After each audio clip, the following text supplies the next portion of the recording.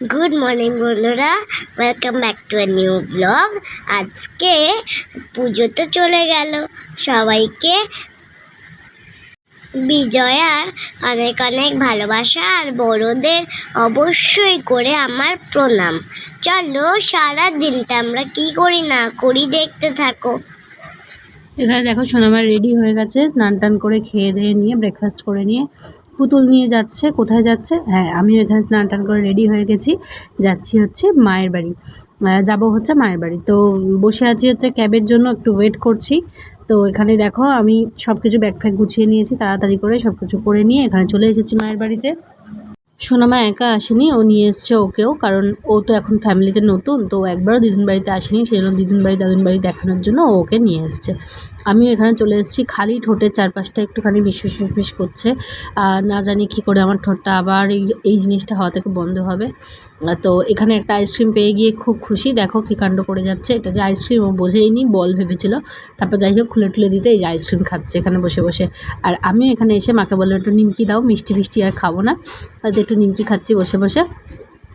আর তারপরে দেখো খেয়ে ঠেয়ে নিয়ে সোনামাকে গেছিলাম এখানকার ঠাকুরটা দেখাতে। এখানে একটা সুন্দর প্যান্ডেল করেছিল, চারিদিকে জল দেখতে পাচ্ছ মাঠের সামনে বৃষ্টির জন্য, কিন্তু প্যান্ডেলটা বেশ সুন্দর করেছে বলে ওই জন্য বললো একবার দেখিয়ে নিয়ে আয়। মা বললো একদম বাড়ির সামনেই এটা করেছে, হচ্ছে দার্জিলিং থিমের ওপর প্যান্ডেলটা। দেখো দার্জিলিংয়ের সেই ব্রিজ, যারা চা পাতা তোলে তারা, এই দেখো কি বড় স্নেকস দেখতে পাচ্ছ, কি বিশাল বড় একটা স্নেক। এদিকে টাইগার, ওদিকে ডিয়ার, সব কিছুই আছে আর কি। কি সুন্দর একটা প্যান্ডেল করেছিল, তোমরা যদি কাছ থেকে দেখতে না খুব ভালো লাগতো তোমাদের। মানে এত সুন্দর করেছে, আর পুরো দার্জিলিংটা ওরা তুলে ধরার চেষ্টা করেছিল আমাদের সামনে। ঠাকুরটাও খুব সুন্দর করেছিল। এটা হচ্ছে ওই প্যান্ডেলের ভেতরে যে ঠাকুরটা, আর আরও একটা আলাদা ছোটো ঠাকুর করে পুজো করেছিল। তারপরে এসে লাঞ্চে বসে গেলাম। লাঞ্চে আজকে মেনু ছিল হচ্ছে, এটা কি একটা ভাজা করেছিল যেটা আমি খাইনি, আমার ভালো লাগেনি। আর মা করেছিল শাক ভাজা আর মাটন স্টু, একটু সবজি দিয়ে, পেঁপে দিয়ে, গাজর দিয়ে একটু মাটন স্টু। এই ছিল হচ্ছে লাঞ্চ। সোনামাকে বললাম তাড়াতাড়ি ভাতটা খাও, আর সোনামা এদিকে এদিক ওদিক করে। আমি বললাম আবার আজকেও মাটন, তার তো মুখে আর হাসি শেষ নেই। ওর তো 7 দিনে 7 দিন মাটন হলেই ভালো হয়। আমার মেয়ে তো আলটিমেটলি খেয়ে দিয়ে উঠে এখানে রান্না করছিলাম বলতে একটুখানি আজকে হচ্ছে মাটন কিমা দিয়ে চানা মশালা হচ্ছে, যেটা আর কি আমি বানাচ্ছিলাম। মা বললে এটা তুই কর একটুখানি, আমি তোকে জোগাড়জাতি করে দিচ্ছি। মা সব করেই দিয়েছে, আমি জাস্ট একটু খুন্তি নেড়েছি। তারপরে এখানে একটু ঘুমোতে শুলাম। ঘুমাতে আর কি শোবো, আমার মেয়ে ঠাকুর দেখার নেশায় মানে ভাসান হবে এই যে চিন্তাভাবনা মাথায় নিয়েছে, ও আর ঘুম টুমোর চোখে নেই। ব্যাস চলো এবার একটুখানি দুপুরবেলা রেস্ট নিয়ে নিই। ও বাবা রেস্ট নেবো কি, এর তো আর রেস্ট নেবার কোনো ছিঁড়ি নেই। যাই হোক তাও একটুখানি ঘুমটুম থেকে উঠে এখানে বাবু দেখো রেডি হয়ে গেছে, বিকালে কিনা ঠাকুর ভাসান দেখতে যাবে। এই দেখো হাতে আবার একটু নেল পলিশও পরে নিয়েছে। এই নেল পলিশটা আমি কিনেছি বলে আমাকে যে কতবার শুনতে হয়েছে আমি নাকি ওর মিসের মতো নেল পলিশ কিনেছি। তুমি কি আর নেল পলিশ পেলে না, তোমাকে মিসের মতোই নেল পলিশ কিনতে হলো। যাই হোক কী আর করবো। তারপরে একটু আমিও রেডি হয়ে গেছি, ও আর মা বেরিয়ে গেছিলো, তারপরে একটু আমিও রেডি হয়ে গেছি। আর এই দেখো এই যে কানের দুলটা দেখছো, এটা আমি আগেও পুজোতেও পরেছি, আবারও পরলাম। এটা ওয়ান অফ মাই ফেভারিট নাও। আমার এখন এবছর পুজোয় আমি যে কটা কানের দুল কিনেছি সব থেকে পছন্দের আমার এটা। হ্যাঁ জানি না কেন এটা আমার খুব পছন্দ হয়েছে, দেখতেও খুব সুন্দর। চলো তোমাদেরকে দেখাই। এই বাড়ি থেকে বেরোচ্ছি, বেরিয়ে আমাদের একদম বাড়ির সামনেই হচ্ছে রাস্তা, মেন রোড। এই যে দেখো এই রকম মেন রোড দিয়েই সব ঠাকুর যায়, আর আমরা এখানে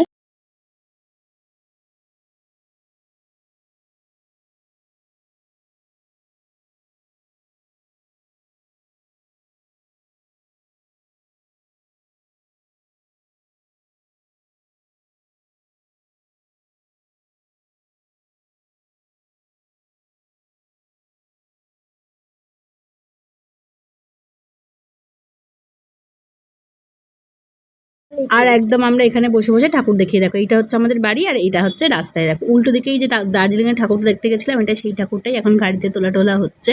ওদিকে ডিজে টিজে বাজছে, আর এখানে দেখো আমার কাকিমা আর আমার বোন, কাকার মেয়ে, আমার মা, আমি, সোনামা সবাই একসাথে বসে আছি। বাবাও বসে আছে ওদিকে অফিসের সামনে। এখানে মাকেও গাড়িতে তোলা হয়ে গেছে। তারপর একটুখানি এই বললাম না, এই মা হচ্ছে তোমার প্যান্ডেলে ছিল একটা ছোট্ট এই দুর্গা ঠাকুরটার ওপরে পুজো করা হয়েছিল। এই ঠাকুরের সাথে আমরা একটুখানি সিঁদুর খেলে নিলাম।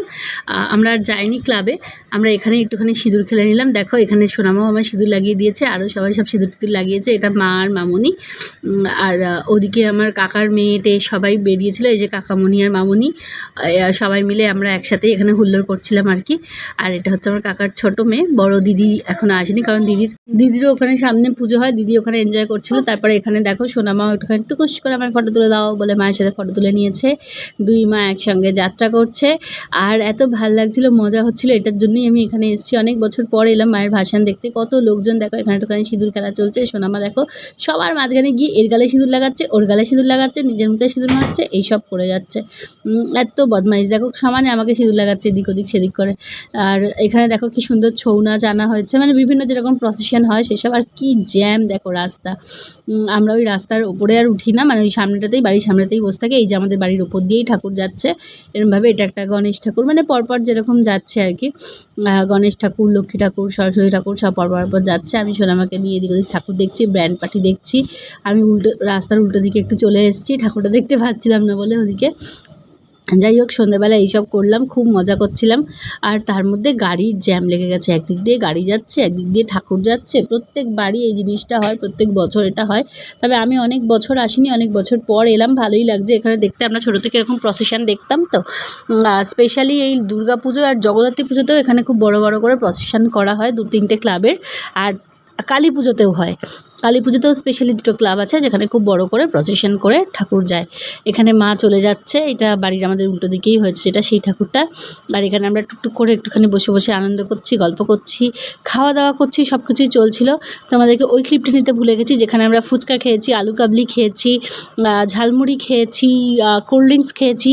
এইসব বসে খাওয়া দাওয়া আমাদের চুটুরপুটুর চলতেই ছিল।